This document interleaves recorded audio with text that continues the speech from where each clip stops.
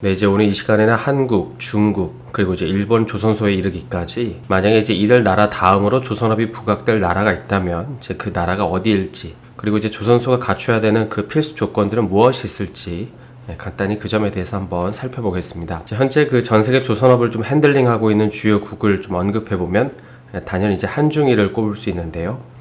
그래서 이제 이들 국가의 주요 상위 조선소를 추려서 좀 소재지를 찾아보니까는 좀 이런 흥미로운 결과를 볼 수 있었습니다. 먼저 이제 보시는 중국 조선소 같은 경우에는 이 양쯔강 삼각주에 위치한 이 상해를 중심으로 대거 이제 포진해 있고요. 그 다음에 이제 다음으로 일본을 보면 혼슈, 시코쿠, 규슈, 그러니까 이렇게 둘러싸인 이 세토 네 지역의 조선소들이 이제 대거 포진해 있고, 그 다음에 마지막으로 이제 한국은 여기 이제 경상도 지역에 대거 또 포진해 있습니다. 그러니까 이제 이 세 나라의 조선사 위치를 좀 종합을 해보면 이제 이 지도에서 볼 수 있듯이 대부분 이제 가까운 이런 거리에 이제 한중일 주요 조선사들이 있는 거를 알 수 있는 것이죠. 그럼 이제 한중일 조선소는 왜 이런 비슷한 지역에다가 이런 지역에다가 조선소를 배치를 한 걸까요? 이제 크게 세 가지 이유가 있기 때문입니다. 먼저 첫 번째는 바로 이제 기후의 뒷받침 없이는 이제 경쟁력을 갖기 어렵기 때문입니다. 일반적으로 이제 엄청난 크기의 배를 이제 실내에서 만들 수는 없죠. 그러니까 국내만 하더라도 이제 조선 3사가 만드는 이 대형 선박의 길이가 이제 300m를 넘는 선박들이 많은데, 현재 이제 육산 빌딩이 한 249m라는 걸 감안을 해보면 이제 선박 하나를 수직으로 세우면 이제 육산 빌딩보다 긴 구조물을 만드는 것입니다. 그런데 이제 이걸 만약에 실내에서 건조한다고 하면 어떨까요? 이걸 만약에 이제 실내에서 건조를 하려면 당연히 이에 필요한 실내 구조물을 짓는데도 이제 엄청난 자금이 필요합니다. 따라서 이제 이런 이유 때문에 대개 조선사들은 보시는 것처럼 이제 야외에서 이제 건조를 하기 때문에 당연히 기후의 영향을 크게 받습니다. 그래서 이제 야외에서 작업하는 걸 가리켜서 이제 외업 공정, 이 아웃도어 공정이라고 하는데요. 그럼 이제 혹시 여러분은 그 선박 건조를 할 때 이제 중요한 작업이 뭐라고 좀 생각을 하시나요? 뭐 여러 가지가 있겠지만은 대개는 이제 용접과 도장 작업을 좀 손에 꼽습니다. 일단 이제 용접 같은 경우에는 뭐 온도가 너무 높으면 이제 작업 효율이 안 나오는 반면에 이제 또 온도가 너무 낮으면 이제 품질 불량이 발생합니다. 그리고 이제 도장 작업도 보면 뭐 이것도 이제 전철이랑 뭐 수차례 이제 덧칠을 하다 보니까는 이제 습도를 철저하게 통제를 해야 되는데, 그나마 이제 블록의 도장은 뭐 환경 문제 때문에 이제 실내에서 작업한다고 하지만은 이제 그 외에는 이런 식으로 보시는 것처럼 대부분 이제 실외에서 작업을 합니다. 이 페인트 칠을 해보신 분들이라면 아시겠지만은 이게 그냥 단순히 뭐 롤러 가지고 이렇게 칠하는 게 아니죠. 도장 작업도 온도가 주변 기온이 너무 낮으면 이제 히터를 틀어놓고 온도를 올려서 작업을 해야 되고, 또 이런 이제 페인팅 작업은 뭐 습도가 높거나 이제 비가 오면 아예 작업 자체가 불가능합니다. 또 이제 이뿐만 아닌데요. 외업 공정은 그 이제 바람의 영향도 크게 받는데, 일단 이제 바람이 너무 세게 불면 이제 크레인을 활용한 탑재 작업이 불가능해집니다. 그러니까 뭐 수백 수천 톤이나 되는 이제 블록을 옮겨야 되는데 바람이 이제 너무 세게 불어서 그네처럼 이렇게 출렁거리면 어떻게 될까요? 따라서 이제 만약에 이런 식으로 이제 바람 때문에 크레인을 못 쓰면 다음 공정도 진행이 안 되고 이는 하루에 수십 혹은 이제 수백억의 매출 손실을 유발시킵니다. 그래서 이제 과거 중국 같은 경우에 이제 조선업은 이 북쪽의 대련 지방, 남쪽은 이제 상해, 그러니까 이 두 군데서 이제 발전을 하다가 최근에는 이제 거의 완전히 상해 쪽으로 중심추가 기우고 있는데, 이제 그 이유는 바로 이제 앞서 살펴본 기후 때문입니다.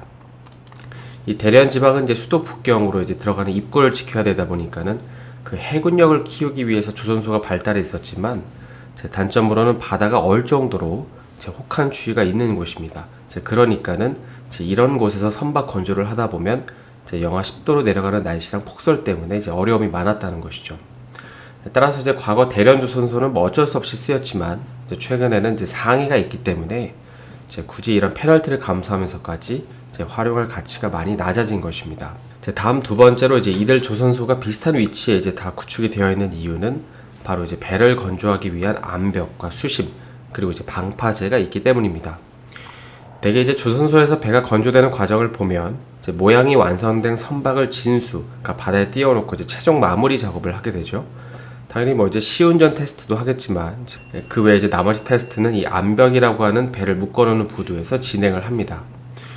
특히 이제 이 암벽에서 안전하게 작업을 하기 위해서는 이런 이제 방파제 역할도 이제 굉장히 중요한데요.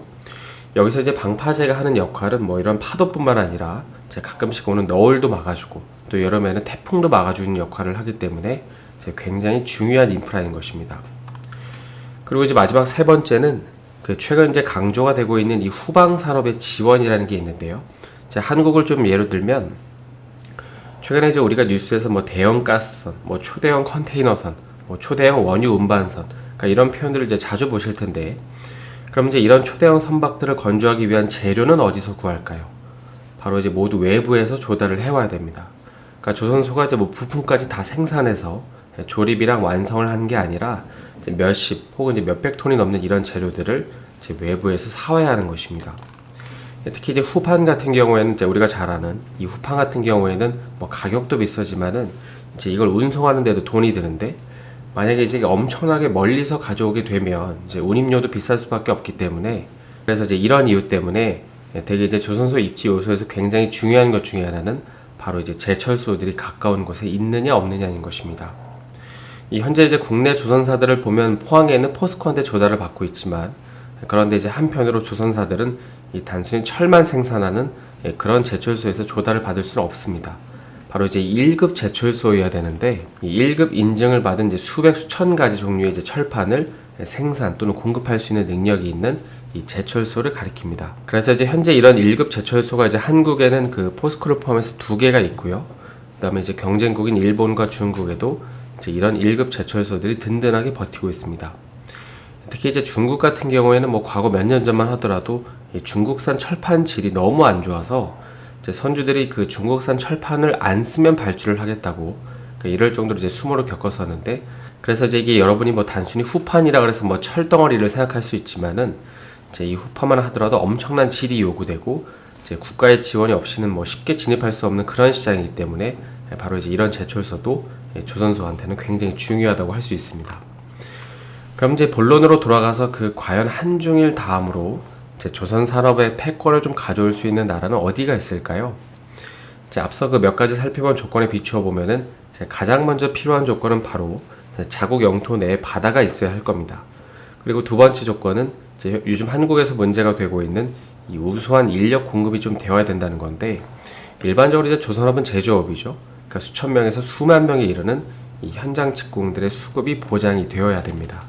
그리고 이제 마지막 조건은 이제 앞서 살펴봤던 이제 후방 산업의 지원 환경인데, 특히 이제 경쟁력 있는 제철소가 필수적인 것이죠. 그래서 이제 이런 조건을 비추어 볼 때 그 추후에 이제 업계에서 그 한중일 조선소를 이어서 부각될 국가들을 찾아보면 되게 이제 인도, 러시아, 중동, 특히 이제 중동 중에서도 이제 이란을 꼽습니다. 뭐 물론 이제 이 세 국가가 당장 뭐 위협이 될 거다 이런 건 아니고 이제 조금씩 보완해야 될 부분들이 있긴 한데요. 일단 이제 기후 측면에서 보면 인도는 뭐 날씨가 너무 덥기 때문에 이제 다른 조건들이 충족이 된다고 하더라도 이제 이 문제가 제일 크고요. 반면에 이제 러시아는 반대로 이제 너무 춥고 바람이 붑니다. 따라서 이제 이런 관점에서 보면은 이란이 가장 적합하다고 할 수 있는데, 이 현재 이란 같은 경우에는 제 사막 기후인 이 남쪽 지역과는 달리 이 테헤란이 있는 북쪽 해안은 제 한국과 기후가 비슷해서 제 조선업을 하기에 굉장히 적합한 조건을 가지고 있기 때문입니다. 게다가 이제 이란은 전체 인구도 제 한국보다 많은 8,600만 명이 조금 넘는 만큼, 그러니까 조선업에 종사할 인구 풀도 많고 이제 임금 수준 자체도 이제 중국보다 낮기 때문에 충분히 이제 경쟁력이 있다고 할 수 있습니다. 그럼 이제 이란은 잠재적인 위협 국가가 될 수 있을까요? 안타깝게도 이 테헤란 주변에다가 조선소를 만들면 여기 이제 바로 위에 좀 넓게 보시면 이 카스피해는 사실 닫힌 바다입니다.